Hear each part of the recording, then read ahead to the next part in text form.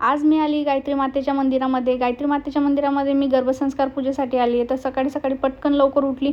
उठायचा कंटाळा इतका जास्त आला होता कारण रात्री मेडिसिन्स घेतलेलं होतं, त्यामुळे झोप जास्त येत होती. त्यानंतर मी पाणी वगैरे तापवलं. सकाळचे 5 वाजत होते. पटकन फ्रेश झाली आणि खीर बनवायला घेतली, कारण मला खीर बनवून तिथं पूजेसाठी जायचं होतं. बाहेर निघून बघते तर इतका जास्त पाऊस, म्हणजे काल तर ऊन होतं आणि आज इतका जास्त पाणी आला, तर मला जायचंच टेन्शन पडलं होतं, कारण मला पावसामध्ये गाडीवरती जायला खूप भीती वाटत होती. त्यामुळे माझ्या मिस्टरांना म्हटलं रिक्षाच बघा, तर ते रिक्षा बघायला गेले होते. तोपर्यंत म्हटलं काय करावं, तर मी पूर्ण रेडी झाली होती कारण आम्हाला जायचंच होतं. तर पूजेचा वगैरे सर्व सामान घेतलेला होता. मग मध्ये चहा घेऊन घेतली. माझ्या मुलीची पण तयारी बाकी होती, ती पण तयारी करून घेतली, कारण तिला पण उठायचं शाळेच्या वेळेस, तर तिचा हाच टायमिंग आहे, पण उठायला तिला खूप जास्त कंटाळा येतो. तर मी मस्त असा रेनकोट घातला आणि जायला निघाली. माझ्या मिस्टरांना म्हटलं मध्येच जर रिक्षा भेटली तर आपण रिक्षाने जाऊया. तसंच झालं. देवाच्या कृपेने आम्हाला रिक्षा मिळाली आणि फायनली आम्ही इथं मंदिरामध्ये पोहोचलो. माझ्या मुलीच्या वेळेस जेव्हा आम्ही गर्भसंस्कार पूजा केली होती किंवा तिचा बड्डेचं केलं होतं, तेव्हा 6 वाजेलाच पूजा स्टार्ट होऊन गेली होती. पण ह्यावेळेस त्यांनी खूप जास्त लेट केलं. का ते नाही माहिती. मला असं वाटतं की पावसामुळे त्यांनी लेट केलं असेल. माझी पूजा वगैरे चालू झाली. ते खूप छान पूजा करतात. आरती वगैरे सर्व देवांची नावं घेऊन सर्व खूप छान करतात. तुमचं बड्डे किंवा अन्नप्राशन कार्यक्रम आहे किंवा गर्भसंस्कार आहे, तुम्ही ह्या मंदिरामध्ये येऊन अशी छान अशी पूजा करू शकतात. तर प्रसाद वाटप वगैरे झालं. त्यानंतर माझी मुलगी तर इतकी जास्त मस्ती करत होती मंदिरामध्ये. पण घरी आली आणि घरी आल्या आल्या मी डिसाईड करायला घेतलं की मी मॅटर्निटी शूटसाठी कोणता आणि कसा लुक करायचा. तर मी आधीच मराठी लुक ठरवलेला होता.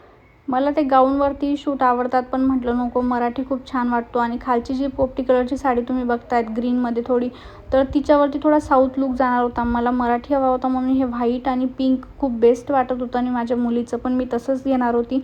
त्यानंतर पटकन मी साडी वगैरे चेंज केली आणि हॉस्पिटलला जाण्यासाठी रेडी झाली, कारण मला आज हॉस्पिटलची चेकअप डेट होती. त्यामुळे मी पटकन ड्रेस वगैरे घातला आणि हॉस्पिटलला जायला निघाली. तुम्ही जी आता मी टांगलेली बॅग बघतायत, तर मी ऑनलाईन घेतलेली, ती मी शोवरून मी तिचा शॉर्ट व्हिडिओमध्ये पण टाकलेलं आहे, तिची डिटेल वगैरे. तर मी जाते आणि तेव्हा छान असा पाणी बंद झालेला होता. नशीब की पाऊस बंद होता. हॉस्पिटलला आली, हॉस्पिटलची कामं कंप्लीट केली, चेकअप वगैरे केला आणि मेडिसिन्स वगैरे घेतले आणि घरी जायला निघालो. जातानाही पाणी आला नाही आणि येतानाही पाणी आला नाही. त्यानंतर मध्येच मला क्लायंटचा फोन आला होता की ताई मला हेअरकट करायचा आहे. मी जाता घरी न जाता डायरेक्ट पार्लरला थांबली आणि क्लायंटचा हेअरकट करून घेतला. क्लायंटला इतका जास्त हेअरकट आवडला की त्यांनी मला छान असे रिव्ह्यू दिले आणि म्हटले की ताई हे हेअरकट खूप छान झालं आहे. आणि हे क्लायंट माझ्याकडे फर्स्ट टाईम आलेलं होतं, म्हणून माझं काम होतं की त्यांना हॅप्पी करायचं.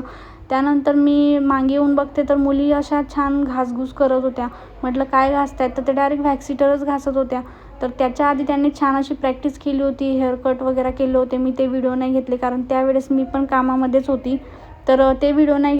ते जास्त प्रॅक्टिस करता आणि प्रॅक्टिस करण्यामध्येच त्यांनी हे जास्त खराब करून ठेवलं होतं. पण त्याच्यामध्ये एकाच मुलीने जास्त पुढे येऊन म्हटलं की मी याचं छान असं घासून घेते आणि साफ करून घेते, कारण माझ्याकडनं ते बघवतच नाही आहे. म्हटलं ठीक आहे बाई घास.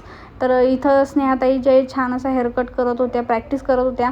आणि आज त्यांनी खूप अशा मुली बोलवल्या होत्या हेअरकटसाठी आणि सर्वांचे हेअरकट करून घेतले. पार्लर पूर्ण सायलेंट होतं.